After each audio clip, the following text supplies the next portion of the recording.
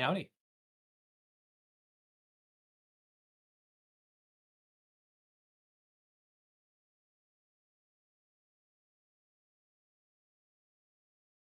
That's okay. It's in Bingo where?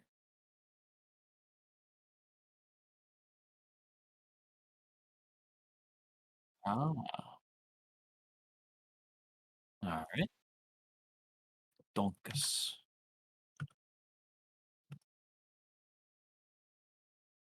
Oh, no, I can hear myself. Let me mute your stream.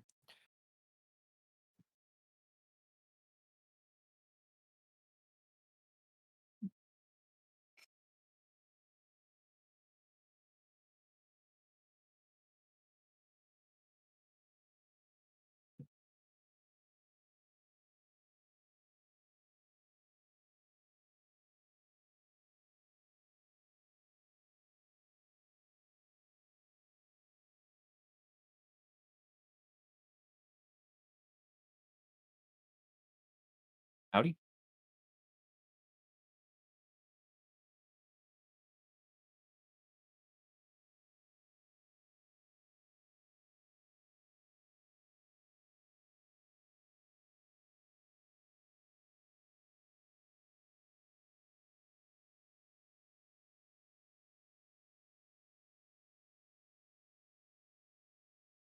There we go. It's working now.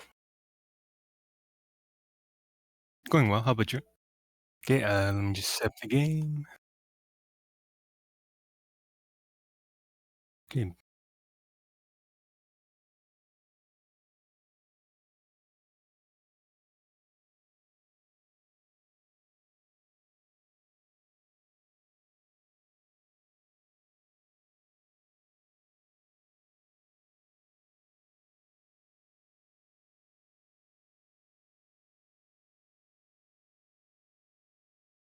Yep. Already shared. Yeah, I'm just setting up the game right now. Let me just. There we go.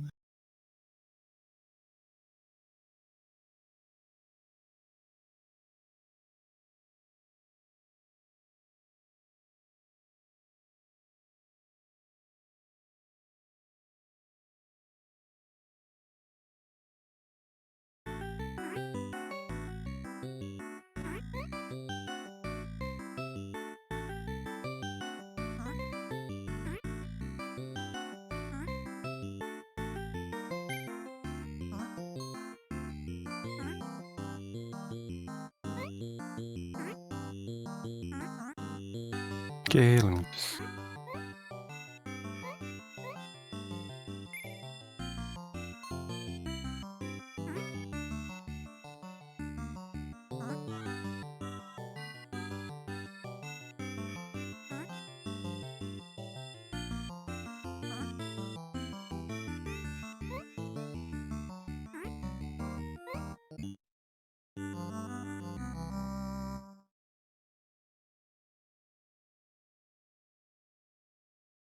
Yep. Yes.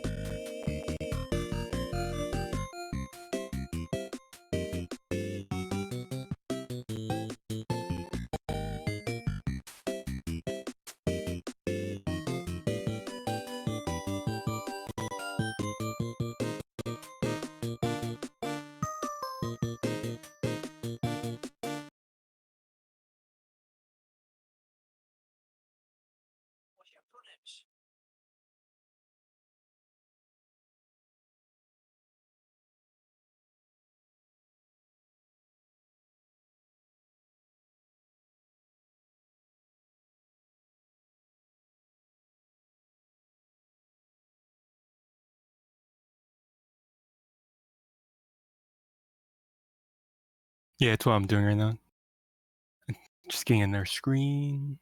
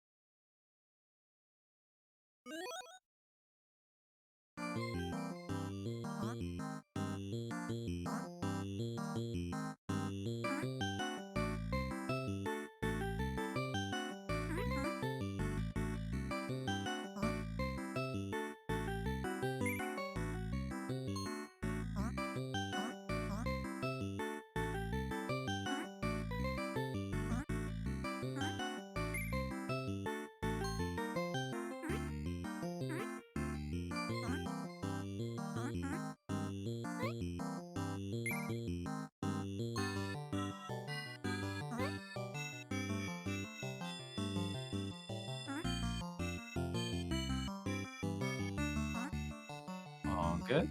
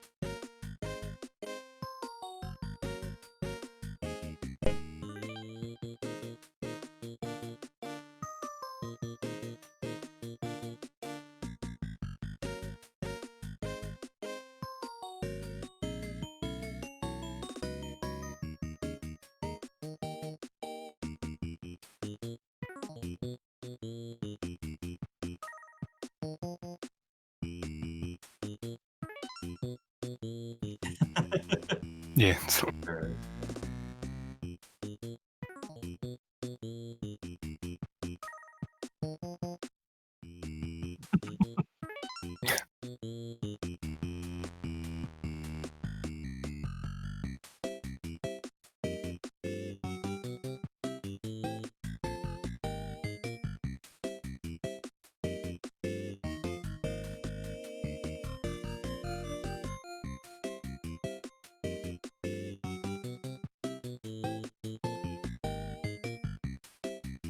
No, think I'm good. sounds all good. Ready? Went.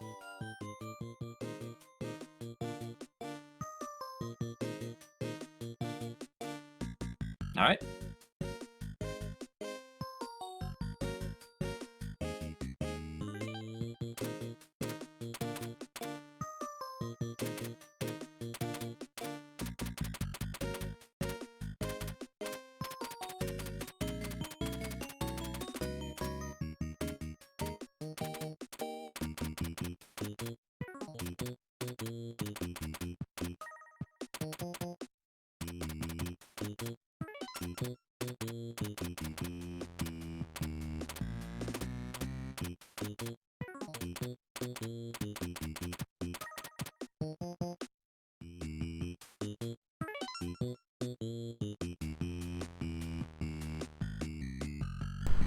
Well, good thing I noticed that, because I was muted until then. Hi, stream. Welcome back. We're good.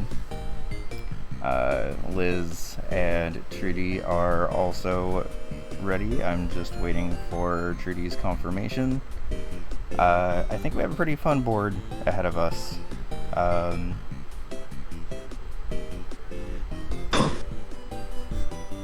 Just waiting for confirmation from Trudy before I give the 3, 2, 1 countdown.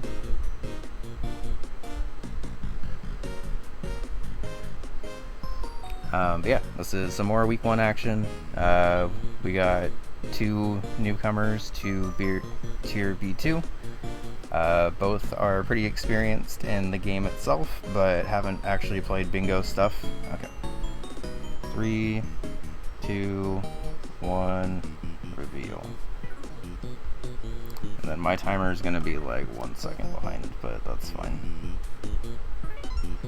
Okay, so welcome to UFO 50 Bingo. There's been a couple of changes since Season 1 for those who are just joining us, since this is Week 1.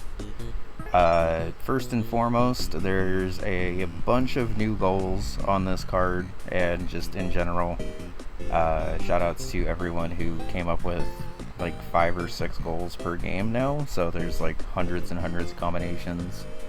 Some of the goals that were there, such as collect 4 gifts and select 3 gold discs, are now upgraded to say specifically on this card. So you are only allowed to get those from the games that are actually physically named on the card themselves. And other than that, this looks like a pretty fun board. Oops. 3, 2, 1, go. Okay, so a couple seconds behind on that accidentally. I typed 3 in the Bingo Sync chat with like 7 seconds left, and that kind of threw me off. So the board will technically go until like 1:45:02 or something like that, but that's fine. So starting off with 2 games that I'm pretty fond of personally, going into Waldorf for the 35 shells at once, as well as a gold disc from a game on this card. This is a good opening play for some double synergy here. And there's just that Waldorf goal, right? Yeah. So this should be, assuming it's a pretty safe Waldorf run, it should be just a couple of minutes. Meanwhile, Trudy is jumping straight into Beat Surprise in Combatants. Surprise is only level 2, so that's pretty fast also. Good to see both players going for games that either they are comfortable with or just know well enough that it doesn't super, like, it's not like that big of a time investment for either of them. While they're both going through this, I'll go ahead and update the colors of Trudy now, because they are blue. Okay, backing out of Combatants after it didn't go perfectly to go into Seaside Drive. 200k points in Seaside Drive is a fairly big investment, but if you're comfortable with Seaside Drive, that's at least that goal. Theoretically could be beat 4 levels. Okay, changing their mind. I think realizing that they could get that goal, but that the Combatants one is just faster. Good bingo awareness.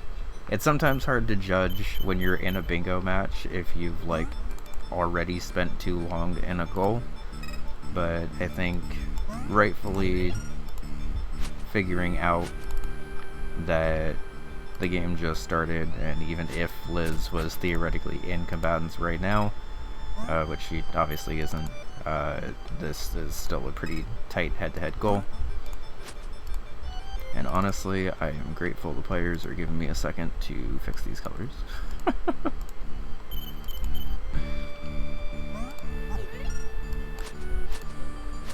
And Liz does have 30 shells, but just jumped off here, so only needs a little bit more,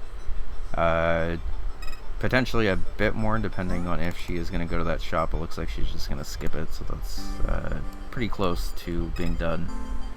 That key will eventually unlock 10 shells if she's able to find another chest, which would actually be pretty far along the way to a cherry if that's what she's interested in. Just bouncing off a pig first. Hi Vanilla, how's it going? So some other fast goals that are on this card, depending on your knowledge. I'm pretty sure that Diver's goal was actually pretty fast if you're comfortable with Divers. That Bug Hunter goal, even though I'm personally awful at Bug Hunter, I know, like, even I know that goal is fast enough to go for. The Tactics goal, if you get it first try, is pretty fast, but 1,000 points in survival mode is maybe not exactly what players are comfortable with. And looking like Trudy is actually going up here. I believe this is Pincered, not Surprise, right? Yeah. Surprise is the second level, but it's the one down below, so losing a little bit of time on this overworld movement here. Might also kind of just be trying to like look at the board and figure out where they need to go. Not very often you see a reset on Combatants specifically for overworld movement. And also, did Liz not get 35 shells? Was she just short on that? That's unfortunate.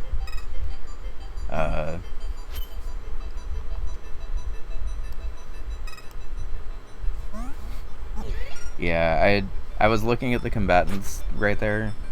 Oh, and it is also synergy with War is bad, so so actually pretty good opening synergy here, I would say, from trootyfruity, because at least gets one of the 3 battles for War is bad in Combatants. Ants, 1 out of 3. I'm actually trying to physically take notes also, because I've noticed that my like in-game trackers have not been always accurate. Hi Dana, how's it going? Also hi Slacker, welcome in. So as a bingo player, it is a little nerve-wracking when you have absolutely no clue what your opponent could even possibly be going for. So opening this match with both players making progress on their goals, but neither one marking either one off yet. I think both players will likely settle down once someone's marked a space off, just so they can kind of have an idea of like what the other is doing. And this should be all of the shells that Liz needs right here. 31, 32, 33, 34, 35. So pausing to mark off that square. Theoretically, if Liz wanted to, she could have waited a little bit on marking that off and going for the gold, but maybe is just trying to get the fast spaces right now and then go back for the gold later. I'm doing pretty good. I had my birthday stream yesterday, and it was lots of fun, and we spent all day doing some UFO 50 stuff.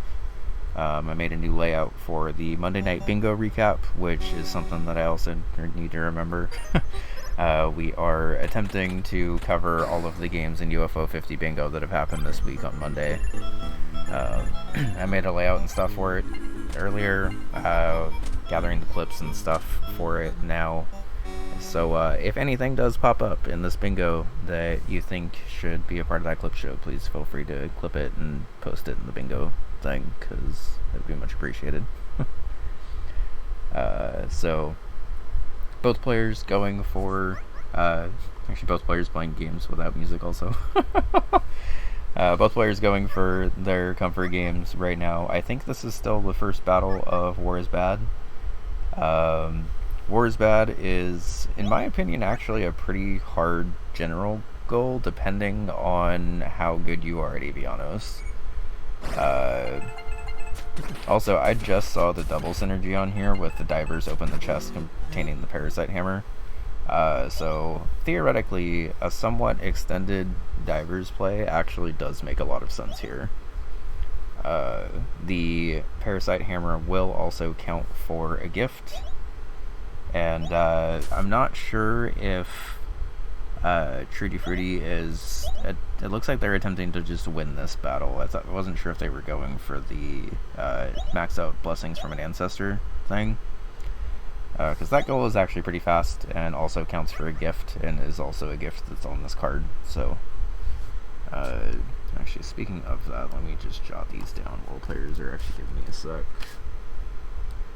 Golds, gifts, UFOs, 4 levels, which both players have not actually played 4 levels yet. War is Bad. Tactics.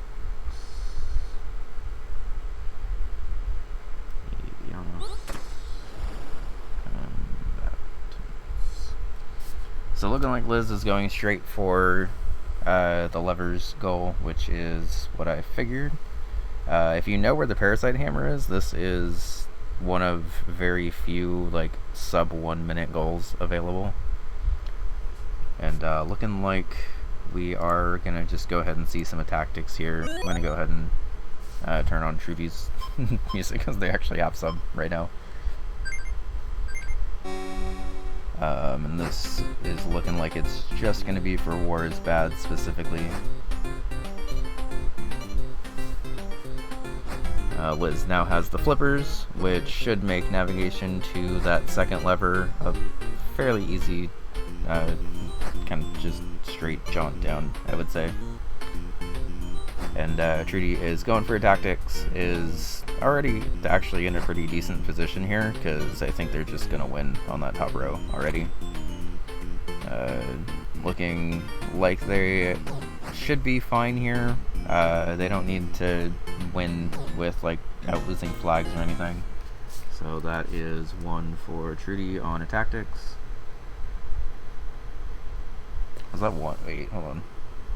Yeah, I was gonna say, not quite yet. You are close. You got 1 in combatants, 1 in avion. I don't even think you actually got the 1 in avianos, but you got 1 in tactics and 1 in combatants. Is the rules? Yep. It's 3 battles in the game, right? Yes, it is. In each game. Okay. Yes. Just double check. Yeah. Glad I wasn't saying anything. So, both these players' first games, I'm not gonna like fault them for popping off mute, but technically they're not supposed to pop off mute to ask us questions, because I theoretically could have been saying exactly what Liz is doing right now. But I forgot to mention that before the game, so it's kind of on me, I guess.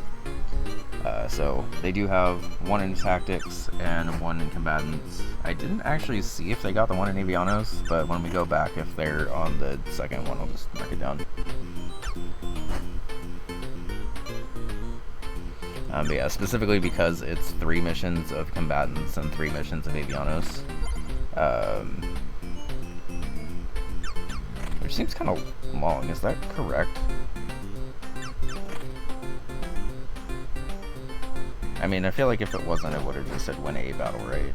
But I'm not 100% sure on that. I don't know if anyone knows the War is Bad goal better than I do.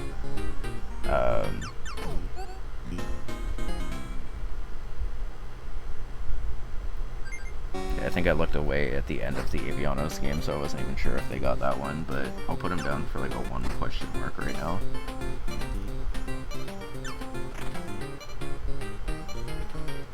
Meanwhile, Liz is looking a little beat up here, but just trying to run as far as she can to get to the lever. Unfortunately, does get the escape though. I don't know how she's still alive, but theoretically, Dylan in a dream here might be able to reach this last lever. Meanwhile, Trooty Fruity is looking okay on this one. The top is getting a little overwhelmed with some archers now, but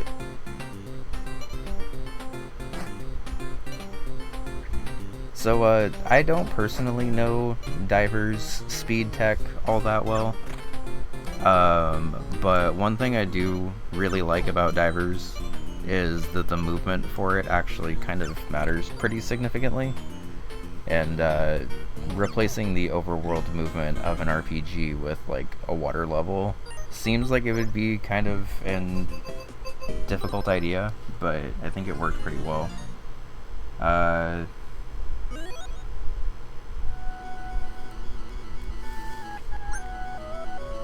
So, decent double synergy here as Liz is just trying to hope that these guys despawn enough to be able to let her through. Dylan just hanging out in his little safety cubby hole until those guys despawn.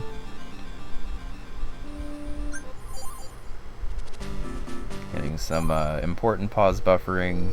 I believe this is actually pretty close to the lever. May just be confirming the map so she doesn't accidentally take a wrong turn here.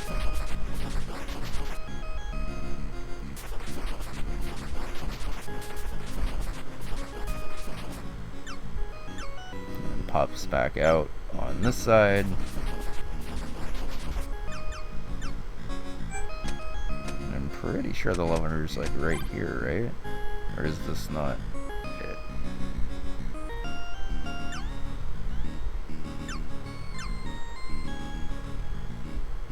Well, Trudy is in surprise now, so if he is able to mark this space off, and there's the lever, and that's lever number 2. Marks the space off. Probably gonna pop back in to get the parasite hammer, I would imagine, because it's just a straight shot over from the left, especially if you got flippers at this point. So good on Liz to spot the double diver synergy and be able to take advantage of it. Not sure if she okay, so if you brush your head against those 4 tiles over to the left and then just swim right, you're actually able to swim through all of that without triggering any of the piranhas. And I guess this is mostly for Liz if she's watching this back later. But there's like a 4-tile ceiling that you can go up against, and if you just swim directly up into it and then go right from there, you kind of just swim through everything without triggering anything, and it makes this parasite hammer grab pretty easy. It's that wall right there, I think. no, sorry, this ceiling right here. So if you like brush up against that and then just go straight to the right, it's like the exact distance between all of those piranha spawners that you never even trigger these piranhas. And I think because Liz has the flippers, she's okay, but you could theoretically rush this even without the flippers if you just use that spawn. But obviously, since not even remotely challenging that, it's fine.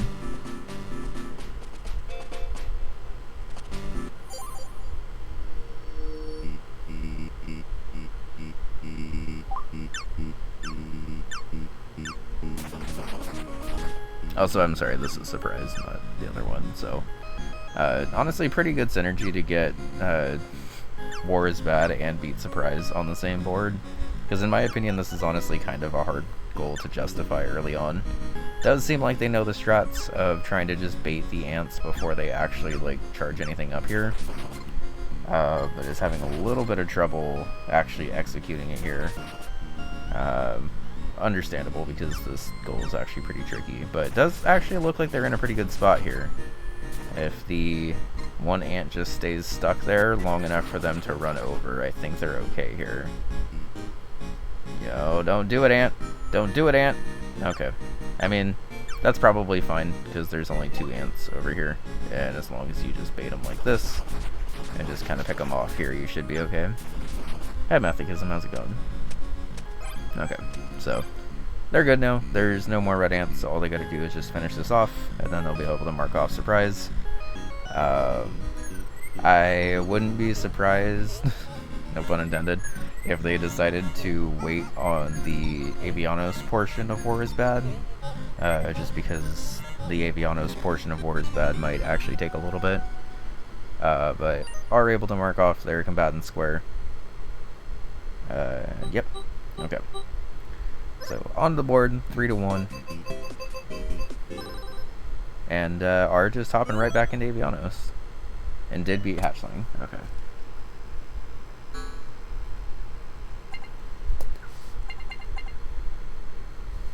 Yeah, combatants is a pretty heavy investment. I think on this specific board, like the synergy is there to go for it, but I think there may still be some quicker goals on here. Honestly, this board is a mix of like quick goals if you know they're quick, and long time investment goals. And I think this season in general kind of just has more time investment stuff than before.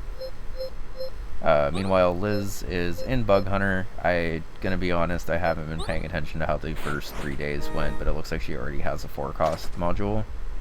I think Maneuver is also a 4-cost module, so just needs to gather some more energy, make sure the eggs don't spawn and kill her before she has a chance to buy another one.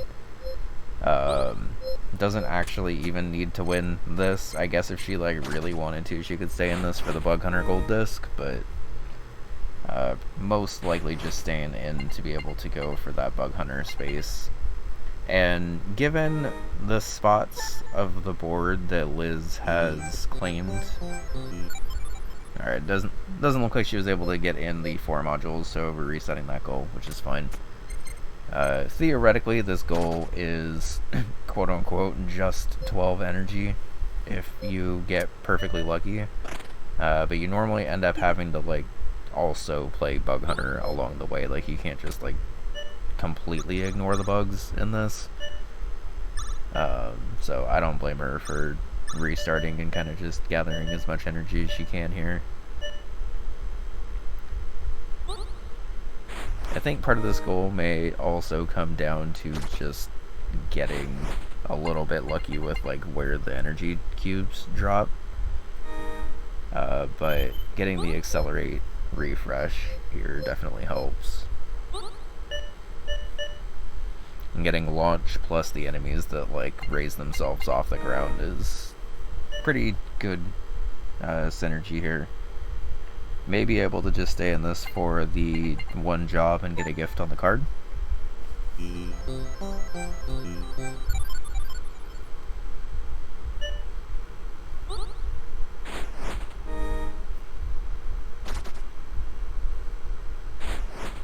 So bot module 2 of a 4 cost, and I think Radiate is also a 4 cost.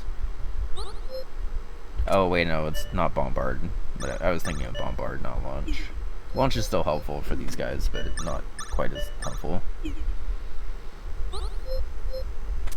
And yeah, this goal more or less comes down to, are the energy cubes actually here? I think theoretically, depending on your loadout for stuff, it is sometimes helpful to even get something like a supply and collect here, because then you can kind of just like keep stacking up enemy, like stacking up the gold costs or whatever, and then kind of generating your own money here. Does look like Liz is trying to just play this out and also get the gift from beating a job of Bug Hunter, though, which is understandable. I'm personally very bad at Bug Hunter, so kudos to anyone who decides to go for Bug Hunter. Also, Liz is in an unfortunate spot here where she doesn't even have a third, like, 4 module available here. And everything is a 3 module, so she might need to buy a 3 module just to get another 4 module to even like show up. I'm not exactly sure on how the module cost like variance goes for this. Like, I'm not sure if she theoretically could buy like one of the 2 unit costs and just like collect money or whatever, or if she does need to buy one of the 3s, but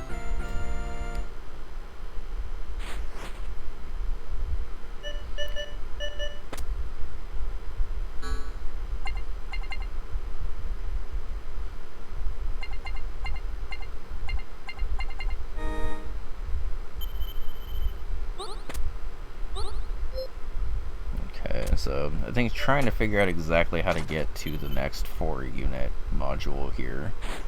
I think it's going to need to be one of those. Okay, and there's the Bombard for the 4. So now it just needs to run around and actually get 4 energy. Everything's in its stage 1, but that guy showing up right there is pretty unfortunate, honestly. Liz does have movement options, but unfortunately doesn't have like a ton of movement options here, so needs to basically accelerate, go into there, grab the 2, get the Bombard. Good to radiate first. Gets the Bombard, and that should be number 3. And suddenly the investment into war is bad for trootyfruity is actually looking like it's going to pay off pretty significantly here, because Liz is pretty heavily relying on a lot of those like bingos that she's setting up right now on that middle space, and currently has no actual investment in it. So sort of just depends on how aggressive she's going to push that. Selected the wrong cowboy game, it happened. I was trying to check and see if there was anything on here for Rail Heist, but I think she just meant to go into Grimstone for the collect the money from the burned house. Liz doing a pretty good job, I would say, of identifying the quick spaces that are on the board, as well as just kind of showing off her overall comfort in UFO 50, I would say. Both players are pretty experienced in UFO 50 as a whole, but this is their first bingo matches, so kudos to Liz for being able to see these like multi-space synergies that are actually working out pretty well. I think she quit out before getting the job in that one, so that's fine. I think both players have not gotten a gift yet either.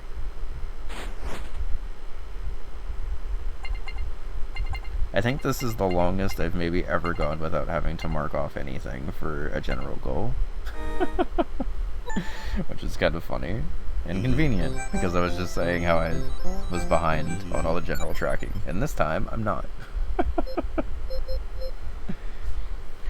At least on my personal note, now I realize that I haven't updated anything on the stream for War is Bad for trootyfruity, and it just looks like they haven't done like anything yet, so let me fix that. There we go. Now I'm not behind.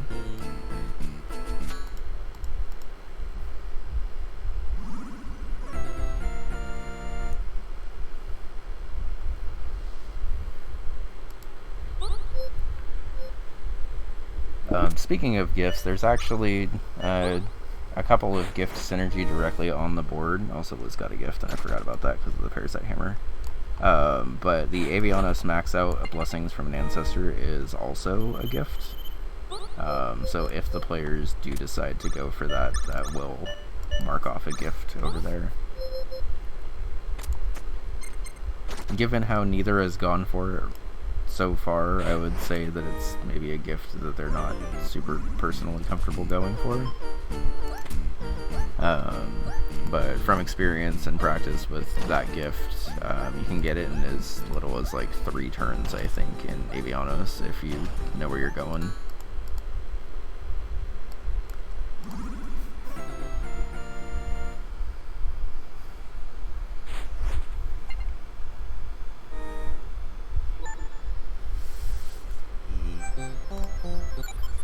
Alright, meanwhile, Liz is at the burned house and just looking for the money nearby.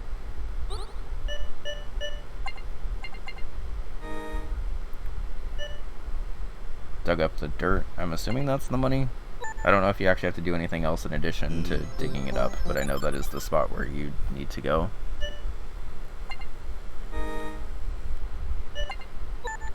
So Liz jumping out to a pretty commanding start.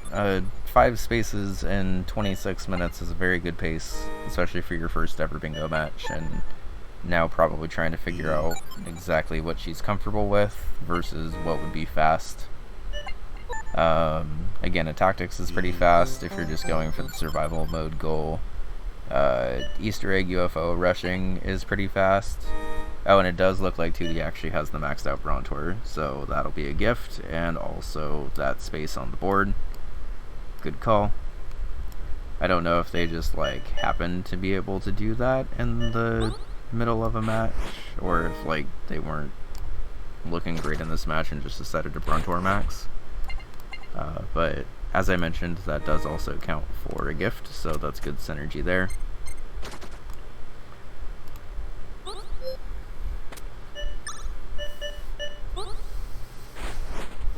And it does look like Liz sees that the bottom row is looking like the best chance for bingo currently from Trooty Fruity, and hopping in an impact to get 3 crowns, as well as theoretically going back in an impact to get the coffee goal, but you can see she's already fired many shots, so not sure if she's going to theoretically try to get both in the same run, but I've seen players struggle with just the coffee goal, so probably smart to space it out a little bit here and just go for them one at a time.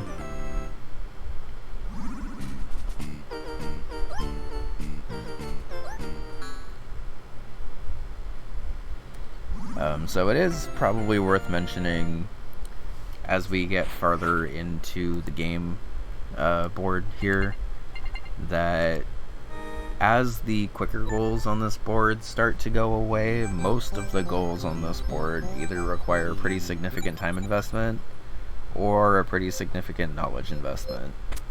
Like Royal Blue Wizard pointed out, the double synergy with Golfaria here, which is actually pretty fast if you know where to go in Golfaria. But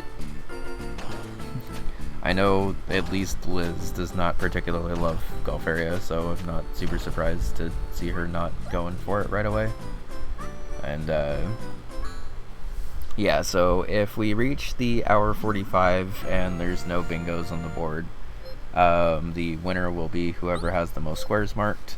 And if we reach a tie where both players just have the same amount of squares marked but nobody's gotten a bingo yet, it'll be whoever marked off their last square first. So as of right now, like theoretically, if Trooty Fruity was able to come back and get 3 spaces and the game just ended 5-5, Liz would still win because she marked off the Grimstone space last, like most recently, or soonest, not most recently, sorry. So since she marked off her 5th space before theoretically Trooty Fruity's 5th space, she would win. That's the way I meant to say that. So going for the collect 3 crowns and Ninpeck is a good defensive play here.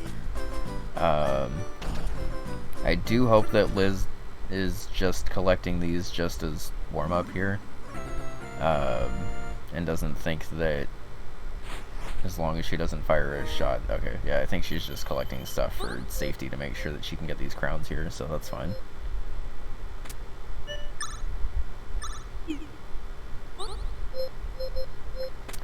So the crowns are first available with the umbrella enemies in this area. If you leave them around and let them hop around for a bit, they'll eventually turn into crowns, and you can collect those for, I think it says 500 points, but it's not even 500 points, so it's like super not worth it normally. But these umbrella guys will hop around for a while. If you hop under them, they'll smash down and you won't get the opportunity to get the crowns. So you gotta hop up here, kind of stay near the top of the screen, let them hop around as much as they can, and eventually they'll kind of just turn into a crown, and there you go. Oh, unfortunate spawns with those crowns though, because they're all at the edge of the screen and she hasn't been able to get any of them. Oh, that's so unfortunate. Oh, so part of the problem with Ninpeck as a bingo game, and anyone who, oh right, managed to win. I believe that was the 3rd game of War is Bad. Yes, nice. Okay. So got a gold disc and got the War is Bad goal in, honestly, a half hour is very fast for that. So very, very smooth on that. And that does also count for the added synergy of the gold up here. One of the things I think I like most about Season 2 so far is it is forcing players to have a bit wider of a range of like golds and cherries and stuff, and actually like be able to go for them in a game. So very cool to see an Avianos gold busted out first thing, because that's pretty cool. Meanwhile, hopping into Hyper Contender may just be a defensive play, but win 4 fights on default ring settings isn't like the worst goal. Especially since this isn't even the gold disc, but actually parlays pretty well into a gold disc. And suddenly the time investments of Trooty Fruity seem to be paying off a little bit here, as they have been a little bit slower to mark off spaces as a whole, but do have overall pretty decent progress into other stuff, and this will also count for beat 4 levels, assuming they're able to get this goal. And it looks like Liz did just have to restart for Ninpeck, which is a pretty good idea, I think, because I think the only other place you can even get crowns is in the hard loop. I think the things that the mushrooms turn into eventually become crowns, but you will very, very rarely see hard loop in bingo unless it's like the specifically like use hard loop and play this game goal.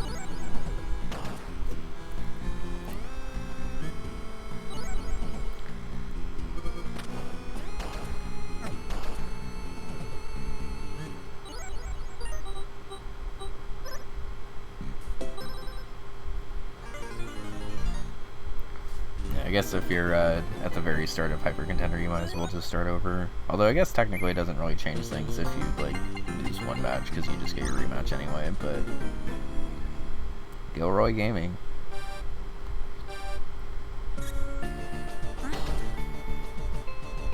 I personally I like playing as Gilroy as a character, but Gilroy was probably my hardest clear of anyone I cleared this with in my cherry run. Specifically because the hyper difficulty, Gilroy is brutal. Like the AI knowing exactly how long it needs to hold all of the they just keep blowing each other up.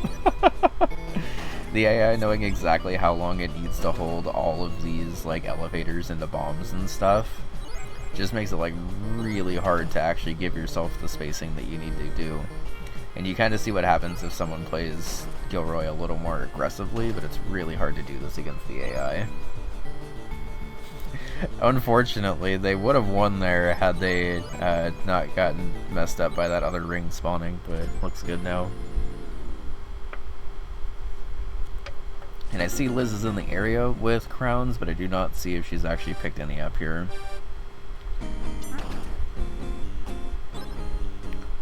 Dragging these guys pretty well here. I think all of these guys should be able to stay alive long enough to get a crown. Maybe that bottom guy won't, but... Okay, did get at least one. There's two, and it's gonna need to drag this guy along a little bit. But has a couple of opportunities here. I'm surprised that one guy didn't just directly jump into her, if I'm being honest, but I'm glad that it didn't. And crown number 3. Good job.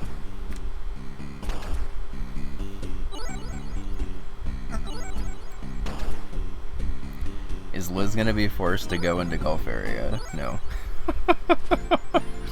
She says no. May just be picking a spot on the middle row here that is able to block that potential bingo.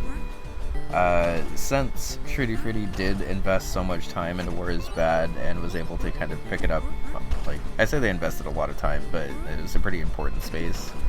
But since they did get that middle space, it did open them up to the row 3 bingo as well as the column 5 one. So going into Seaside may just be a combination of a comfort pick here as well as trying to block that bingo while she does have a 6-3 lead. As someone who is not personally very great with the Gulf area goals, I understand the hesitance to go for it, but I do agree that hit 3 eagles is, I'm pretty sure, just one route that you can do on the, like, you don't even need to like reset or anything if you know where they are. A lot of the Gulf area bingo goals outside of the like achieve 25% completion or whatever are actually like fairly fast if you know where to go. Donkus, buddy, why you just run into that? I wasn't anywhere near you.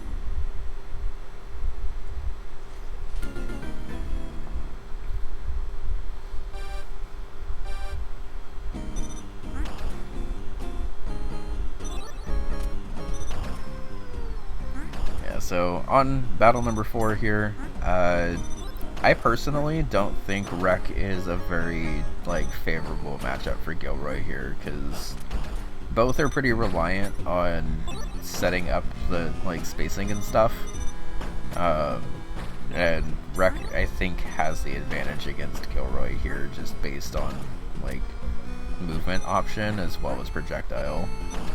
And as the AI starts to get farther and farther into Hyper Contender, this starts to become harder and harder because the AI actually like knows how to dodge your bombs and stuff. Also, hi Guri, how's it going? Good luck with your doubleheader later.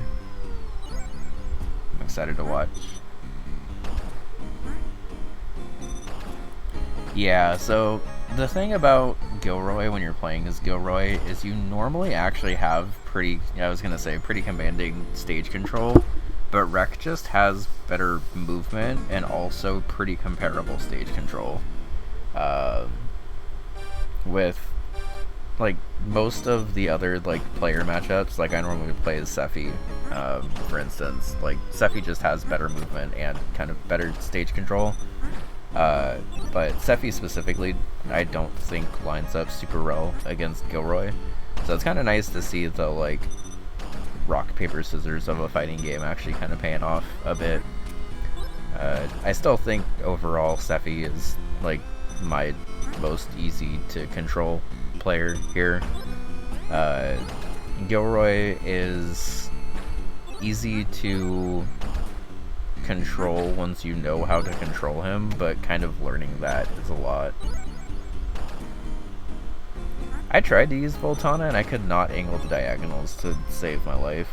But yeah, like if I had like a money match on Hyper Contender and like absolutely needed to, I would play Sephi, I think, because I think Sephi's just the best blend of everything for me.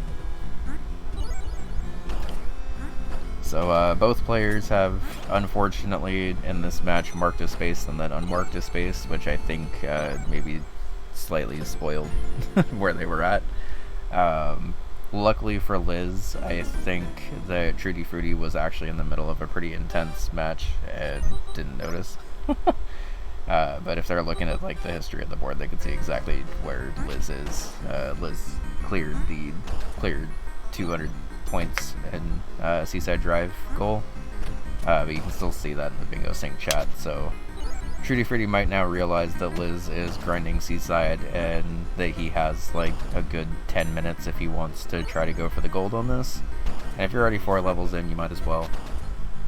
And that does also count as 4 levels for the general goal, so that's the first time either player has gotten one of those.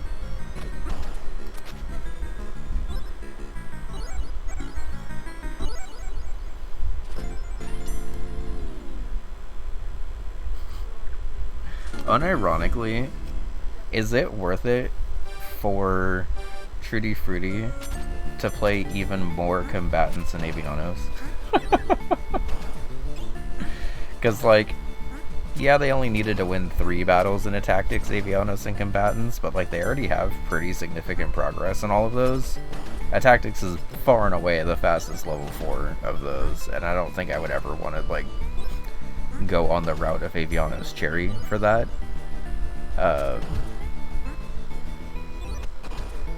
Hypothetical to more bingo experienced players here. If I get War is Bad, and then I dip back into Avianos, and I play a custom game, does that count as level number 4? Because I think on the resource doc I wrote down that random games counted for that, but seeing it now in action, I'm not actually sure. And Elka came through with a pretty mean kick there to swoop that ring. But does have the opportunity for the rematch here. For those that don't know, you get 1 rematch per opponent in Hyper Contender. So if he is able to clutch up here and beat Elka, and then theoretically loses to the next opponent, he'd still have a rematch available.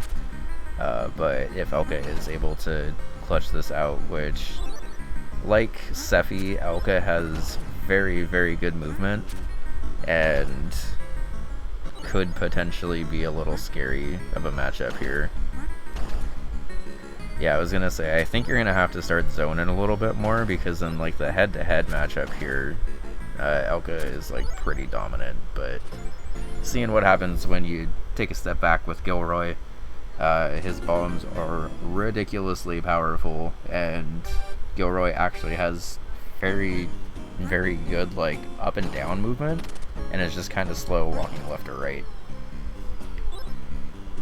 And I don't want to jinx anything, but Yogo in the matches I've seen today has just been popping off. So I typically, like, whenever I see Yogo this late in a match, like when I'm playing, I'm normally like pretty excited about it, because Sephi specifically has like a pretty good matchup against him.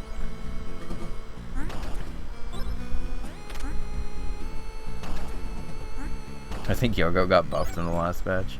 It would be really funny if John just like decided to like very quietly buff people. Like, don't even like just put balance changes or something, and then just all of a sudden Donkus is like unstoppable. So this is personally the reason I don't like playing as Gilroy, because AI Gilroy is disgusting. Oh. Okay. I need to make sure my laptop's not like freaking out, because I had to move to the bedroom for this cast. My wife's working on homework and stuff right now, and I didn't want to distract her. And then I heard the fan of my laptop make a noise I did not love, so let's raise this up a little bit.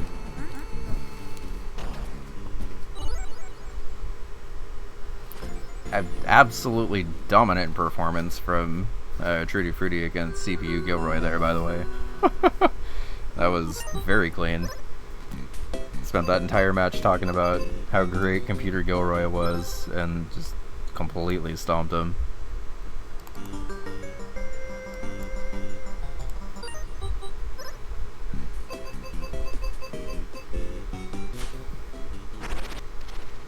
Alright, we're seeing the Gulf area. I think this is a good call. I think there are 2 pretty quick Gulf area goals on the board. And if trootyfruity is able to clutch both of these up, which I think theoretically could happen before Liz gets the 200k in Seaside Drive, this match would be incredibly close. And I did mention to both players that they are welcome to load up the resource stock and just follow along if there's goals on the board that they felt like they need to. May or may not have been subtly suggesting that because I knew the Gulf area was on here. And I know from first-hand experience, playing Gulf area just like kind of hoping that you know where shit is scary. But if you happen to have the resource guide, there's like stroke-by-stroke instructions on like where you need to go for these goals. And would not surprise me if, even though there's like a decent amount of like reading the board for this, if trootyfruity's not able to get this still pretty fast.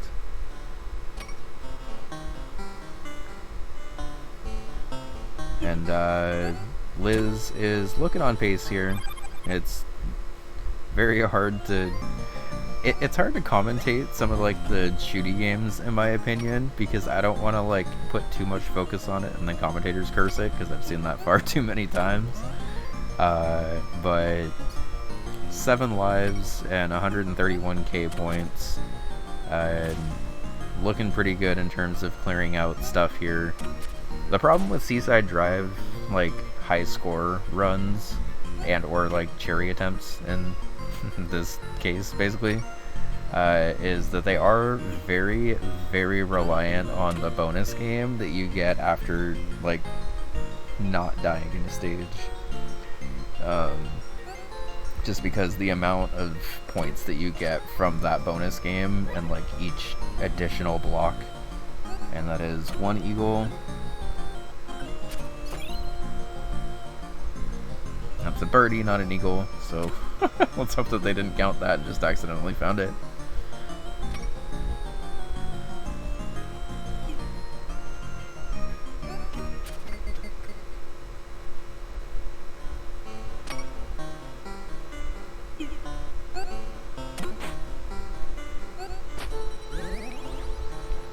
So that's 1 stroke, 1 eagle.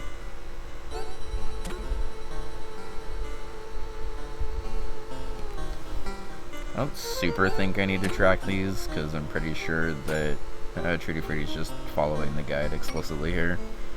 But since they are looking like they're combining routes here to be able to make some progress.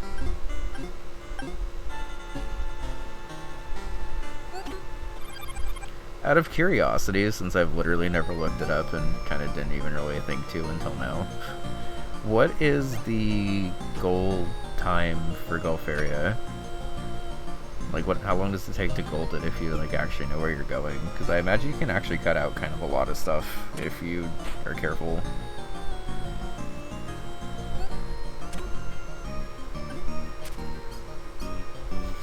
You can tell Bingo Season 2 is getting intense if I'm like, actually, is Gulf area worth potentially learning as a gold? Just to have it in the back pocket if there's enough synergy for it. Because, like, thankfully, with the games that are on this board, I don't think that a Gulf area gold would be, like, the one to go for. Okay.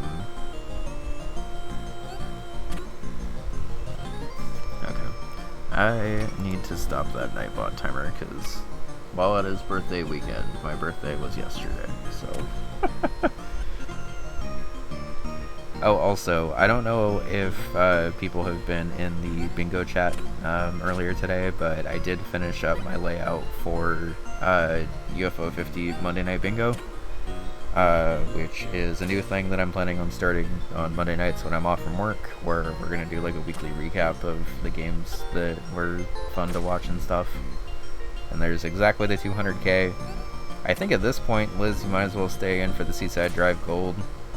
I think that's probably her plan here, given how she has 7 lives and is still playing the bonus game. But yeah, if any of you happen to see things in either this match or other bingo matches that you feel should be highlighted, please feel free to make clips and stuff. There's a channel in the Discord specifically for submitting those now, just to make sure that we actually catch all the moments. And I think if Liz completes this, even if she like didn't kill anything in this round, this should be a pretty comfortable cherry. I don't know if I've ever actually seen 9 lives in Seaside Drive, but this is a very, very clean Seaside Drive run. And unfortunately Glove is not here. I'll have to make sure he sees.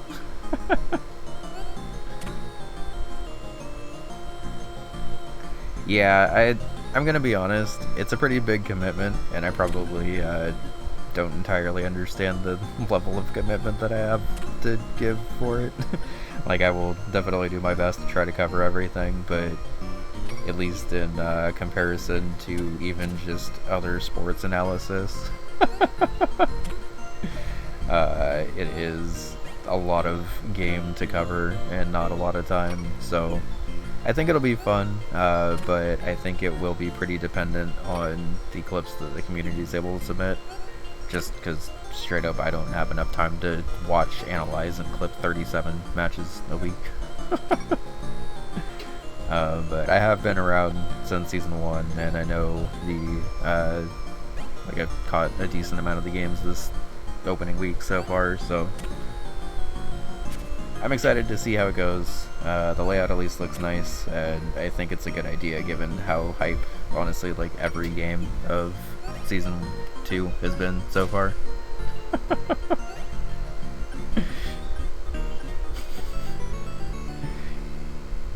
Okay, so Trooty Fruity, they're sort of showing off why Golf Area is so feared from players, if I'm being honest. Because it is on top of being a tricky game, it's a game that, like, if you mess up like 1 or 2 shots, you put yourself in a really bad spot and end up having to game over. This maybe works out for the best because they can kind of, like, all of the bingo resource guides for this game are just like starting from the center town and going out. And thankfully the map of Golf Area, even though it feels pretty massive at start, like, theoretically, if Trooty Fruity wanted to, they could even just go straight for the Easter egg UFO here, and that's kind of like one of the farthest away points from the start, outside of like the end of the game and stuff, obviously. Liz might get the 300k before the final boss even like shows up. Oh, and that is, or this will be, I guess, 4 levels in 5 different games, which Liz is behind on, but could theoretically catch up on depending on her choice of games to go for here.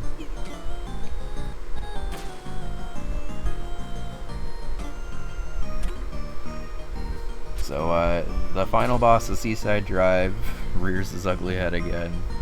The Seaside Drive final boss has been home to many a stressful moment for bingo players. I think she's doing the right thing here by just kind of trying to load up on hits while she's able to, even if that means it charges all the way down. I now see that you were asking to wait until the ad break, but yeah, I'm pretty excited about the UFO 50 weekly recap thing. I think if we are able to get a decent amount of clips and highlight stuff, it could actually be pretty helpful, because I think even the people who are like very interested in Bingo League play have not been able to catch like everything in the game yet, so there's a Parbot, but that's not an eagle. I don't know if they think that it is, or if they're trying to just reach another eagle from up here. And there's Liz's Seaside Drive 200k, and also 300k, and also a cherry. The cherry itself doesn't super help, but the gold does. Let me just make sure that she actually gets the cherry.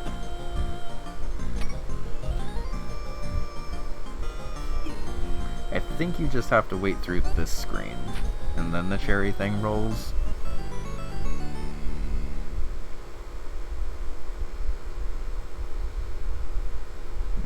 Not yet, Liz. You made it all this way. Just wait a little bit longer.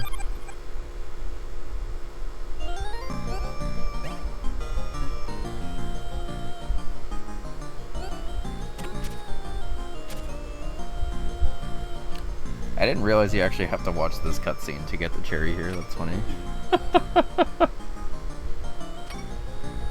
I thought the cherry roll triggered earlier than this, but it looks like it doesn't. So, understandably, Liz is taking some time for the cutscene because this was a pretty big investment and a pretty important gold.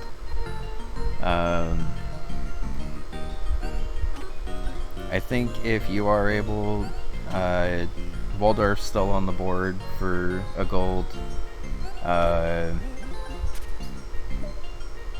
Yeah, Waldorf's still on the board, Camp 1's still on the board, Overbold's still on the board. Depending on your comfort, even Impact's still on the board.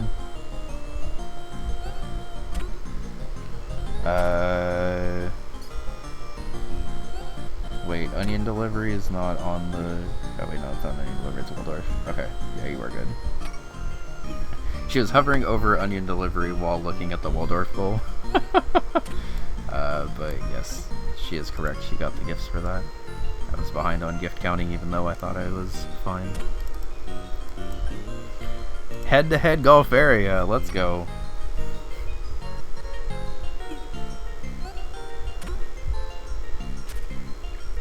Curious to see if this is for the Easter egg UFO or if she is actually going to start going for the specific things, because while Trooty Fruity has been in golf area for a bit, I don't think they've, I was gonna say, I think they've unfortunately been struggling with some of these shots here. I think they're in a decent spot to get this eagle if they can just land up here, but I think some of these shots are proven to be a little tricky.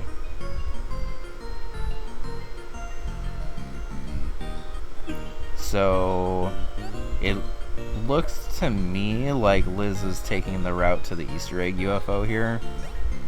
I don't know if she actually has the strokes for it right now, but might as well just keep trying, I guess.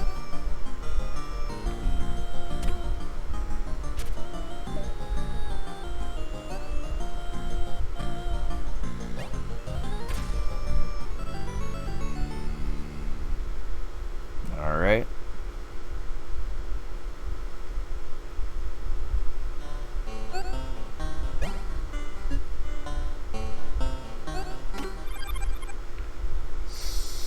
So I don't know if Liz meant to, or thought maybe this was a different spot, but I don't think there's anything even like close to here right now, if I'm being perfectly honest.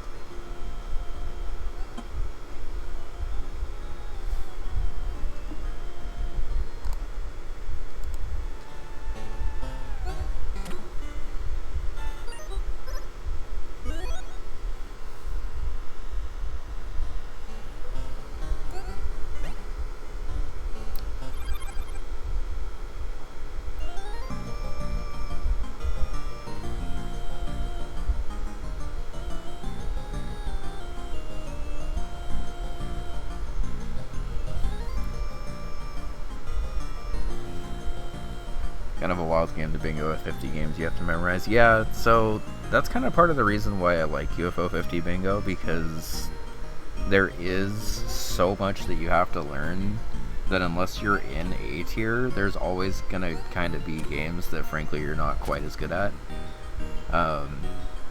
And even though both players are actually making some pretty decent progress in golf area, I don't blame them for waiting so long on this one. For those that don't know, Golf Area is basically an adventure game where you are a golf ball and just gotta kind of swing yourself around the map. Basically they're looking for 3 health upgrades and 3 like eagles, which give you additional strokes, which are like kind of like temporary health upgrades, I guess. Yeah, but UFO 50 Bingo, I would say, is probably one of the most like engaging ways I've personally engaged with like hard games before. just because there is so much you have to learn, and then even on top of like just like knowing the goals, being able to kind of see which games are better to go into right away is definitely something that takes a lot of practice. And I think honestly these players have done a really good job at it for their first official league matches here. Like both players are doing a good job of picking goals that are advancing them in multiple spaces at once, while still being a good combination of like comfort stuff. So I think even though Liz opened up Golf Area much sooner than this, she is looking much more comfortable following this route for the Eagles here, and may be able to snipe here. Yeah, this is, I'm going to be honest, I might be highlighting this one for my Eagles route going forward, because that was an incredibly clean 3 Eagles. Now, all of a sudden, Liz is within a UFO 50 Easter egg rush of getting a bingo in the first column, and I don't think Trooty Fruity sees it quite yet. Going into Rakshasa, I assume specifically for the UFO 50 UFO in the background. This is actually a game that for the first part of Bingo wasn't included in the list of games where there was an Easter egg UFO. And then I think Moore's is actually like after season 1 like screenshotted dying at some stage in there and was like, oh wait, this is an Easter egg UFO that we didn't know about. Pin golf is a much easier one because all you have to do is start the game and leave it idling for like 20 seconds, and then the Easter egg UFO will show up in the marquee banner that says player 1 ready, and then basically as soon as you see that, you're able to go. But yeah, theoretically this match will end in about 45 minutes from now, but if Liz does get this Easter egg UFO here, she will be able to snipe this goal and get the bingo. Meanwhile, it looks like... okay, so that's 1 UFO. So this is looking a little scary for Trooty Fruity because I don't think they've actually seen that Liz is going for the UFO rush here,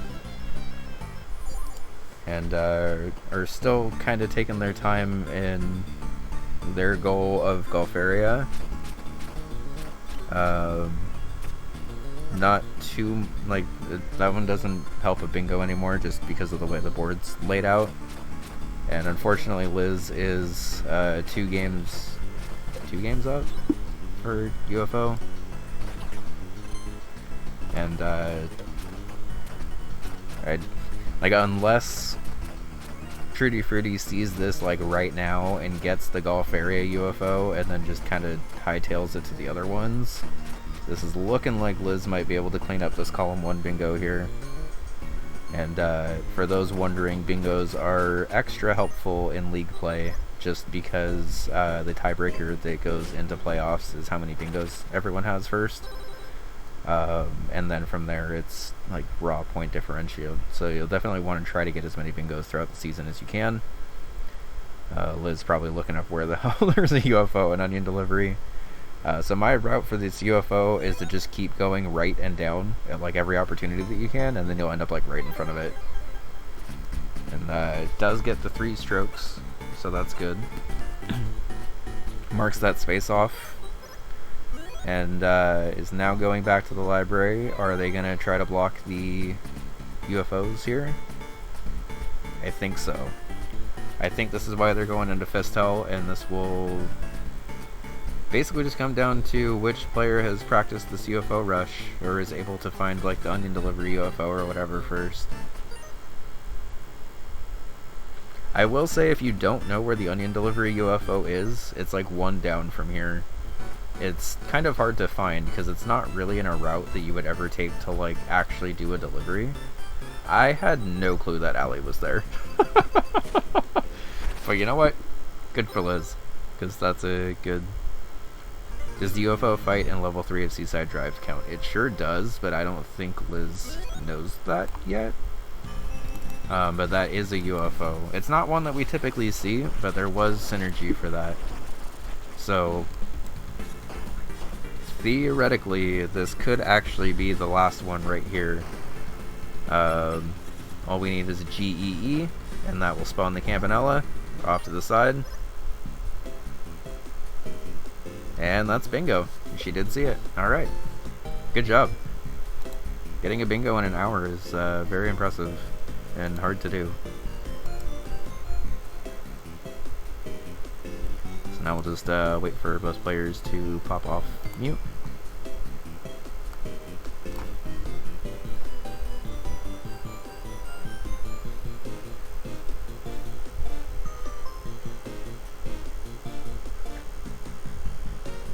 Okay. Just,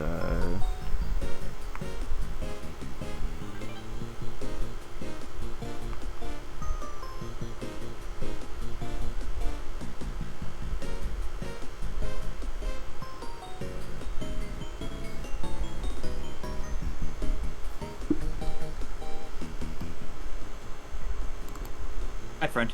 Hi. Hello. GG's. That was fun. I've never played Seaside Drive so well. my hands were shaking. Yeah, I don't think I've ever seen 9 lives in Seaside Drive before, so. That was nuts. Oh man, I realized like near the end I was like, oh, I could get a bingo. So I just like started gunning for it. I was like, what can I do? Yeah, that was man. that was a good identity, and also worth mentioning. Trootyfruity was in golf area before you, but I think was going for the clubs and had a little bit more time with the Eagles.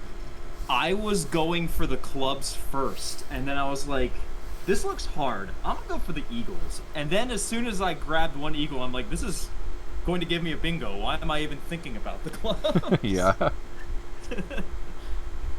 I got 2 eagles. I was like, I can get them later. Yeah. I think I'd be no. Oh, Yeah. I saw you were like really close to the third one too, and just couldn't like arc your way up that one weird mountain or whatever. So Yeah, that's a tough one. yeah. Very fun game. I wasn't expecting to see that war is bad square marked off so fast. Honestly, that was very clean for that. That was very impressive. Yeah. And took one look at that, and I was like, I don't even want to touch that. You can have fun with that. yeah, it was good synergy on the board too, honestly, because Combatants Beat Surprise was like also a part of War is Bad. We were joking for a little bit that you theoretically could have done like an extra level in a Tactics, Avianos, and Combatants for the Beat 4 levels in 5 games. Like I don't know if you'd ever want to do an extra game of Avianos on like the cheating difficulties, but yeah, that was fun. I feel like everything you guys were going for was pretty clean and understandable, and you all did it pretty fast. I messed up something really early that like really bothered me. What was that? What was the first thing I went for?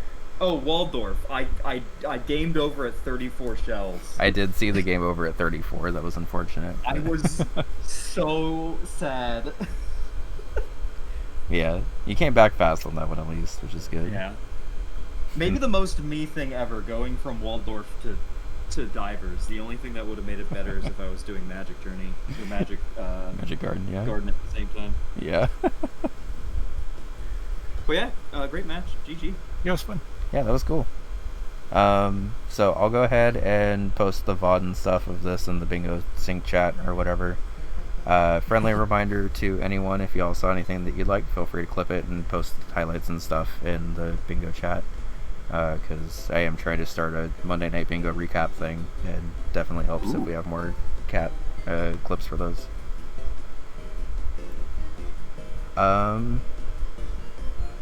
Yeah, that was just honestly a really clean match. I'm glad we got to see so much Avianos, honestly. I like watching Avianos more than I think I like playing Avianos in Bingo, if I'm being honest, but I don't know how you could do Avianos fast. Like, yeah, it feels like too intimidating to me. Yeah, and I mean, that's kind of the benefit of being in B tier, is that I think everyone is going to have those games that like they know pretty well and are comfortable with in a Bingo setting, and then just have some... I think a lot of people would avoid divers, for example, but I know Yeah. that game really well, so. Well, and you did both those divers goals fast, so like proof to people that divers goals are fast if you actually know what you're doing in there. Yeah. Play divers. That's my call to anyone listening to this. Alright, well, And- thank you, CO. Yeah, thanks. GG again. That was fun. GG's, y'all. Good luck with future matches. Yeah. Should Night, be night. fun. Alright. So I'll go ahead and exit out of that. So yeah, fun game. 10-5 is a good match, and both players played well there. I think if Trootyfruity was able to grab that golf area square and block that bingo, that probably would have went to time. I guess Liz could have then just pivoted into that row 2 bingo potentially. But I've seen a couple of players struggle with that Campanella goal. And Overbold is always a game that either goes really, really well in bingo or does not. But yeah, very fun game. I think both players pretty much just got what they wanted in that game. Liz's death at 34 shells notwithstanding, I think everything went pretty well for what they were actually targeting. I forgot to mention to Trootyfruity that was some of the cleanest Gilroy play I've ever seen too, so if you're watching this back after Trootyfruity, that was very good. Is anyone else streaming a match right now? Is Karma's game still going on?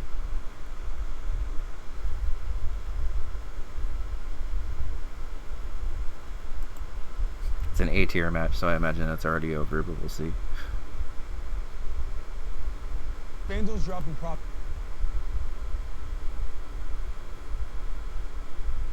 Okay, it looks like Karma's match also just ended, so... and it doesn't look like Guri is on yet for the next match, because I think the next match doesn't start till like another half hour from now or so. So we will also just funnel y'all over to RPM. Because...